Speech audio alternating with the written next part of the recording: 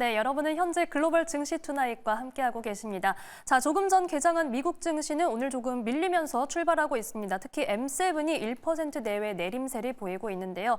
자, 그럼 미국 현지에서 글로벌 시장 이슈 들어보도록 하겠습니다. 뉴욕 증시 경제 전문 유튜버 유사남님 연결합니다. 안녕하세요.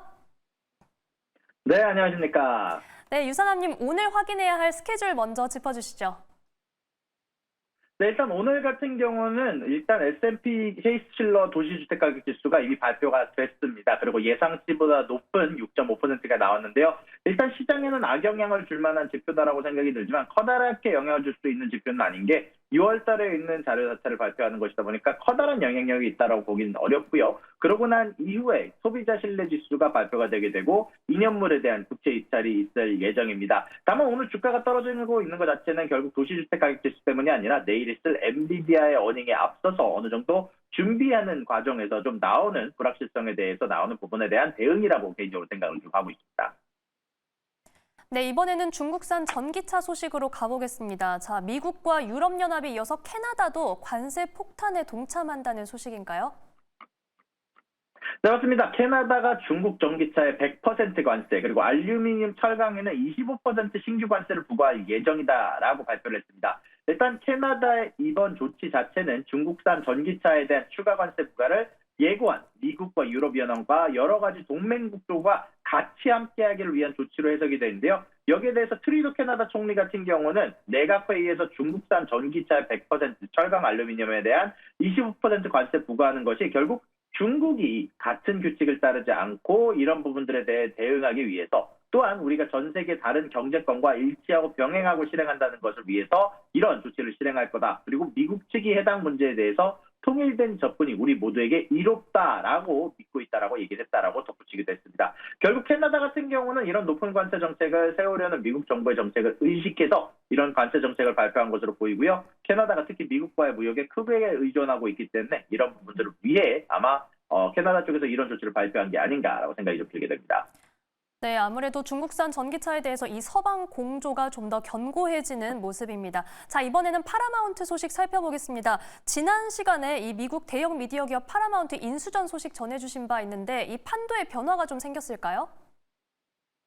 네, 맞습니다. 파라마운트 인수전에 참여했던 에드거 브론프먼이 자신이 이끄는 투자자 컨소시엄의 제안에 따라서 이 제안을 철회하기로 결정했다라고 통보를 했습니다. 따라서 파라마운트는 성명을 통해서 앞으로 스카이댄스 미디어와 거래 계약에 따라서 고숍 기간이 모든 당사자들에 종료했다라고 얘기하면서 결국 스카이댄스 미디어가 파라마운트를 인수하는 방향성으로 가는 쪽 이야기가 나왔고요. 여기에 대해서 사실 최근 들어서 나오고 있는 이야기 자체가 이 고숍 기간 동안 여러 50개가 넘는 인원들이 연락을 했으나 결국 실질적인 조합 자체는 결국 할리우드 쪽에서 가져가는 것으로 보이고 있다라고 발표가 되기도 했습니다. 네, 이렇게 파라마운트 인수전 소식 관련해서 살펴봤습니다. 자, 이번에는 애플 소식으로 가보겠습니다. 최고 재무 책임자가 10년 만에 바뀐다는 소식이 나왔네요. 네, 맞습니다. 애플 같은 경우는 최고 재무 책임자 루카 마이스트리를 현재 애플의 내부자 케반 파렉으로 교체한다라고 발표를 했는데요. 그에 따라서 애플 주가가 장외에서 소폭 하락하는 모습이 나왔습니다.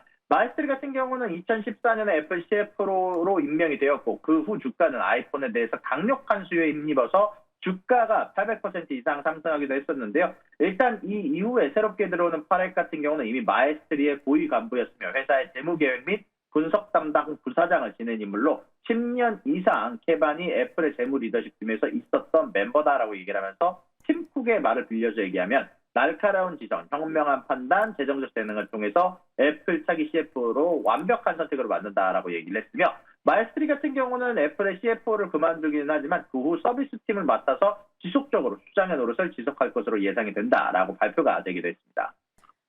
네, 애플 내에서 이 소비자들 그리고 투자자들이 감지할 만한 변화도 나올지 앞으로 지켜보도록 하겠습니다. 자, 마지막 이슈는 징동닷컴 소식입니다. 사실 지난주에는 월마트가 징동닷컴의 주식을 매도했다는 소식을 전해주셨는데 이번에는 자사주 관련 소식인가요? 네, 맞습니다. 징동닷컴에서 지속적으로 떨어지고 있는 자신들의 주가를 부양하기 위해서 5.5빌리언 달러에 해당하는 약 7조 원에 해당하는 금액의 자사주 매입을 발표를 했습니다. 아무래도 이런 부분들은 핀듀오를 포함한 여러 가지 이커머스 시장이 무너지는 것과도 연관이 된다라고 생각이 드는데요. 특히 핀듀오는 어제 어닝을 발표하면서 주가가 55빌리언 달러, 약 거의 70조 원에 해당하는 주가가 날아갔는데 결국 이런 부분들이 의미를 하는 건 중국 내 소비 자체가 하락하고 있다는 것이거든요. 결국 오늘 같은 경우도 목표 주가가 하향 조정되면서 오늘 핀듀오의 목표 주가가 시티그룹을 통해서 194달러에서 110달러로 떨어지기도 했었는데 결국 이런 부분들이 의미하는 바는 현재 중국 내에서 이커머스 시장의 경쟁이 굉장히 커지고 있고 핀듀오의 어닝에 나온 말을 따라서 얘기하자면 매출 성장률은 앞으로 경쟁 심화, 외부적인 도전 요인, 그리고 중국의 소비 하락으로 인해서 압박을 받을 것이다 라고 발표한 부분에 힘입어서 전체적으로 이커머스 시장이 당분간 혹은 중국의 소비 시장은 당분간 어려움을 겪을 가능성이 높다라는 이야기가 나오고 있고 그에 의해 떨어지는 주가를 부양하기 위해서 결국 징동닷컴에서 자사주 매입을 통해서 월마트의 매도를 대행하는 것으로 보이고 있습니다. 네, 현재 징동닷컴은 상승 흐름을 보여주고 있는데 이 내용이 과연 주가 부양을 확실히 해낼 수 있을지 그리고 앞으로 중국의 소비 시장 이 추이도 저희가 함께 지켜봐야겠습니다. 자, 오늘 말씀 여기까지 듣겠습니다. 지금까지 미국 현지에서 뉴욕 증시 경제 전문 유튜버 유산암님과 함께했습니다. 고맙습니다. 수고하셨습니다.